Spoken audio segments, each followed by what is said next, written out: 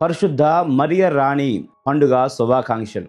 మరియ రాణి అధికారంతో కాదు, ప్రేమతో పరిపాలించేటువంటి తల్లి.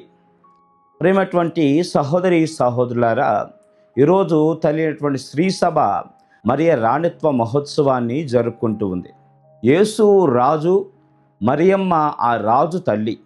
ఆమె రాణిత్వం ఆమె కుమారుడైనటువంటి క్రీస్తు ప్రభు రాజ్యంలోనే సంబంధం కలిగి ఉందని మనం భావించాలి. ఆమె చేతిలో కిరీటం ఉండడం కంటే ఆమె హృదయంలో దైవ చిత్తానికి సంపూర్ణ విధేయత ఉండడమే కిరీటం కలిగి ఉండడం అని మనం గ్రహించాలి. మొదటిగా మరియ తల్లి ఎందుకు రాణి? బైబిల్లో ఒక ముఖ్యమైనటువంటి నేపథ్యాన్ని, సంఘటన మనం చూడాలి. పాత నిబంధన గ్రంథంలో ఇజ్రాయేలు రాజ్యాలలో రాజు తల్లికి ప్రత్యేకమైనటువంటి గౌరవము ఉండేది. హిబ్రూ భాషలో రాజు తల్లిని గెబీరా అని పిలుస్తారు. అంటే గొప్ప మహిళ, రాజమాత అనేటువంటి భావంతో పిలిచారు. మొదటి రాజుల గ్రంథం 2వ అధ్యాయం 19వ వచనంలో బెత్షెబ తన కుమారుడైనటువంటి సొలొమోను రాజు దగ్గరికి వచ్చినప్పుడు రాజు ఆమెను గౌరవంగా స్వీకరించి తన కుడివైపున కూర్చోబెడతారు. ఇప్పుడు మనం కొత్త నిబంధనకు వద్దాం. యేసు ప్రభు ఎవరు? రాజుల రాజు, ప్రభువులకు ప్రభువు, దావీదు సింహాసనానికి వారసుడు. అయితే ఆయన తల్లి ఎవరు? మరియమ్మే కదా. అందుకే మన శ్రీసభ మరియమాతను రాజమాత, క్వీన్ మదర్గా గౌరవిస్తూ ఉంది. క్వీన్షిప్ ఆఫ్ మదర్ మేరీగా ప్రస్తావించడం జరుగుతూ ఉంది. రెండవదిగా ఆమె రాణిత్వం బెత్లెహేంలో కాదు కానీ సిలువ దగ్గర కనిపించింది. మనం సాధారణంగా రాణిని చూస్తే కిరీటం, రాజభవనం, ఆభరణాలు, వైభవం ఇవన్నీ మనకు గుర్తుకు వస్తాయి. కానీ మరీ తల్లిని మనం చూద్దాం. ఆమె రాణిత్వం ఎక్కడ కనిపించింది? ఆమె రాణిగా ఎక్కడ మనకు బైబిల్లో కనిపించింది అంటే సిలువ కిందే. యేసు ప్రభు సిలువపై ఉన్నప్పుడు శిష్యులు పారిపోతూ ఉన్నారు, కానీ మరియ తల్లి అక్కడే నిలబడింది. యోహాను సువార్త 19వ అధ్యాయము 25వ వచనంలో మనం చూస్తే యేసు ప్రభు సిలువ దగ్గర ఆయన తల్లి నిలిచి ఉండెను. ఇది మరియ తల్లి యొక్క రాణిత్వం యొక్క గొప్ప చిత్రం. రాజు సిలువపై ఉన్నప్పుడు రాజమాత కూడా సిలువ పక్కనే ఉండాలి కదా. ఆమె ఉంది. ఆమెకు కిరీటం లేదు, కానీ ఆమె దగ్గర విశ్వాసం ఉంది. ఆమె చేతిలో రాజదండం లేదు, కానీ ఆమె విశ్వాసము, ఆమె హృదయంలో నీ చిత్తమే జరుగునుగాక అనే విధంగా విధేయత చూపించింది. ప్రేమటువంటి దేవుని బిడ్డలారా, మూడవదిగా నజరేతులో అవును అనేటువంటి రాణిగా మారింది. లోకాసు వార్త 1వ అధ్యాయం 38వ వచనంలో మరియ తల్లి చెప్పినటువంటి మాట, నేను ఇదిగో ప్రభుని దాసురాలను, నీ మాట చొప్పున నాకు జరుగునుగాక. ఇది మరియ తల్లి జీవితంలో ఒక గొప్ప క్షణము. ఆమె నేను రాణిని అని ఎక్కడా చెప్పలేదు, నేను ప్రభుని దాసురాలను అని చెప్పింది. ఇక్కడ క్రైస్తవ నాయకత్వపు రహస్యము దాగి ఉంది. దేవుని రాజ్యంలో గొప్పవాడవ్వాలంటే ముందుగా సేవకునిగా ఉండాలి అని క్రీస్తు ప్రభువే చెప్పారు కదా. యేసు ప్రభు కూడా అదే నేర్పించారు. మీలో ఎవడైనా గొప్పవాడిగా ఉండదలిచినా మొదటిగా సేవకుడిగా ఉండాలి. మత్తయి సువార్త 20వ అధ్యాయం 26వ వచనం మనం చూడవచ్చు. అందుకే మరియ తల్లి రాణి. ఆమె సేవకురాలిగా జీవించింది కాబట్టే ఆమెను మరియ రాణిగా, రాజ్ఞిగా మనందరూ కూడా దేవుడే ఇచ్చారు. నాలుగవదిగా కానా, తన కోసం కాదు మన కోసం మాట్లాడినటువంటి రాణి. యోహాను సువార్త 2వ అధ్యాయంలో కానా అనేటువంటి పెళ్లిలో, వివాహ విందులో ద్రాక్షారసం అయిపోయింది.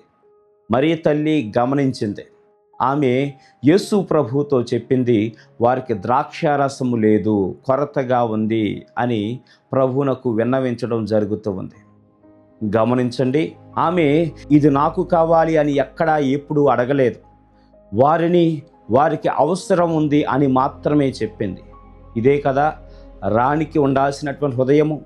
రాణి అంటే ఇతరులకు అవసరాన్ని రాజు ముందు తీసుకుని వెళ్ళేటువంటి తల్లి. అందుకే కథోలికులందరూ కూడా, విశ్వాసులందరూ కూడా మరియమాతను ఈ ఉద్దేశంతోనే ఆశ్రయిస్తారు. మనం ఆమెను దేవదూతలాగా ఆరాధించము. దేవునికి మాత్రమే ఆరాధన లాత్రియ. మరియ తల్లికి ఇచ్చేది గౌరవం, హైపర్ ధూలియా. మరియ తల్లి నా కోసం యేసు ప్రభు దగ్గర ప్రార్థించు అని అడగడం మాత్రమే. కానాలో ఆమె సేవకులకు చెప్పినటువంటి మాట ప్రార్థనా జీవితానికి కూడా మనకు మార్గదర్శము. ఆయన మీతో చెప్పినది ఏదైనా చెయ్యండి, ఆయన చెప్పినట్లు చెయ్యండి అని యోహాను సువార్త 2వ అధ్యాయము 5వ వచనంలో చెబుతూ ఉంది. మరియ తల్లి మనలను తన దగ్గర ఎప్పుడూ ఆపదు. ఆమె ఎప్పుడు యేసు దగ్గరకు తీసుకుని వెళుతూ ఉంది. యేసు ప్రభు మార్గంలో నడిపిస్తూ ఉంది. 5వదిగా ప్రకటన గ్రంథం 12వ అధ్యాయం 1వ వచనంలో సూర్యుడిని ధరించినటువంటి స్త్రీ, ఆమె తలపై 12 నక్షత్రముల కిరీటము ఉంది అని చూస్తాం. మన యొక్క స్త్రీ సభలో ఈ దృశ్యాన్ని మరియమాతతో ప్రత్యేకమైనటువంటి సంబంధంతో అర్థం చేసుకుంటూ ఉంది. ఆమె సూర్యుడిని ధరించిన, చంద్రుడు ఆమె పాదముల క్రింద ఉంది, 12 నక్షత్రముల కిరీటం ఆమె తలపై ఉంది. ఇది కేవలము అలంకరణ మాత్రమే కాదు. ఈమె క్రీస్తుతో ఉన్నటువంటి, క్రీస్తు ప్రభుతో ఉన్నటువంటి మహిమను సూచించేటువంటి చిత్రం. ఆమె కుమారుడు గెలిచారు కాబట్టి ఆమె కూడా ఆయన విజయంతో సంబంధం కలిగినటువంటి తల్లిగా గౌరవించబడుతూ ఉంది ఈనాటికి. ప్రేమటువంటి సహోదరి సహోదరులారా, 6వదిగా మరియ తల్లి రాణి అయితే మనకు కూడా తల్లే. మరియ తల్లి రాణి అని చెప్పిన వెంటనే ఆమె మనకు దూరమైన రాజభవనంలో వ్యక్తిగా మారదు. అదే సమయంలో ఆమె మనకు తల్లిగా మారుతూ ఉంది. సిలువపై యేసు ప్రభు యోహానుతో అన్నారు, ఇదిగో నీ తల్లి. మత్తాయి సువార్త 19వ అధ్యాయము 27వ వచనం.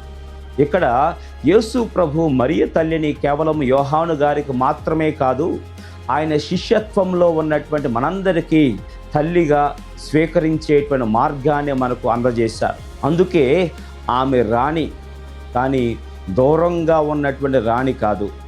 ఆమె తల్లి, కానీ సాధారణమైనటువంటి తల్లి కాదు. ఆమె మనలను తమ కుమారుడైనటువంటి యేసు ప్రభు వైపు నడిపించినటువంటి మాతృమూర్తి. ప్రేమటువంటి దేవుని బిడ్డలారా, 7వదిగా ఈ మహోత్సవ చరిత్రను మనం చూసినట్లయితే మరియ తల్లిను రాణిగా గౌరవించేటువంటి సాంప్రదాయం మన స్త్రీ సభలో చాలా పురాతనమైనది.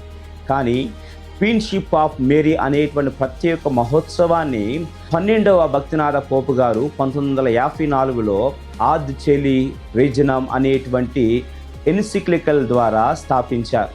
ఆయన మొదట ఈ పండుగను మే 31వ తారీఖున జరపాలని నిర్ణయించారు. తరువాత దైవార్చన క్యాలెండర్లో దీనిని ఆగస్టు 22వ తారీఖు మార్చారు. అంటే మరియ తల్లి ఆరోహణ మహోత్సవం తర్వాత 8వ రోజుగా దీన్ని జరపమని చెప్పారు. ఈ క్రమం చాలా అందంగా ఉంది. ఆగస్టు 15వ తారీఖున మరియమాత పరలోకానికి మహిమలోకి కొనిపోబడింది. 22వ తారీఖున ఆమె రాణిత్వాన్ని మనందరం కూడా జరుపుకుంటూ ఉన్నాం. ఎందుకంటే ఆమె మహిమకు మూలం ఆమె స్వంత శక్తి కాదు, ఆమె కుమారుడైనటువంటి క్రీస్తే ఆమె మహిమకు మూలమని మనం గమనించేలా శ్రీ సభ ఎంతో అందంగా మనకు ఈ పండుగను మనకు అప్పజెప్పింది. మన జీవితానికి 3 సందేశాలు మనం ఈరోజు ధ్యానించాలి. మొదటిగా మరియమాతలాగా అవును అని మనం చెప్పడం నేర్చుకోవాలి. దేవుడు మన జీవితంలో ఏదైనా అడిగినప్పుడు ప్రభువా నీ చిత్తమే జరుగునుగాక అని చెప్పగల విశ్వాసము మనందరికీ రావాలి, కావాలి. రెండవదిగా మరియ తల్లిలాగా ఇతరుల అవసరాలను గుర్తించడం మనం నేర్చుకోవాలి. కానా పెండ్లిలో అందరికీ తెలియకముందే ఆమె సమస్యను గమనించింది. మన ఇండ్లలో, మన సంఘంలో, మన జీవితంలో, మన విచారణలలో ఎవరైనా బాధతో ఉన్నప్పుడు, ఎవరైనా కష్టంతో ఉన్నప్పుడు వారి బాధను యేసు ప్రభు దగ్గరకు తీసుకువెళ్ళేటువంటి హృదయము మనకు ఉందా లేదా అని మనం ప్రశ్న చేసుకోవాలి. ప్రేమటువంటి సహోదరి సహోదరుల, మూడవదిగా మరియ మాతలాగా యేసు ప్రభు మాటను పాటించాలి. మరియ తల్లి ఎవరు అంటే 100 పాళ్ళు దేవుని యొక్క మాటను గౌరవించినటువంటి చేసినటువంటి స్త్రీ. మరియ తల్లి చెప్పినటువంటి అత్యంత అందమైనటువంటి బోధ, ఆయన చెప్పినది చెయ్యండి.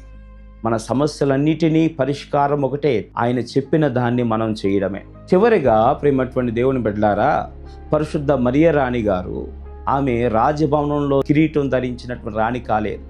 విధేయతతో రాణివయ్యావు, విశ్వాసంతో రాణివయ్యావు, సేవలో రాణివయ్యావు, స్లేవ కింద నిలబడి రాణివయ్యావు.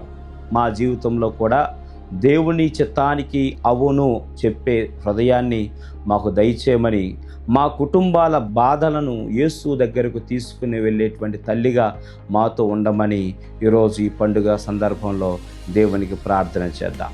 ఆమేన్.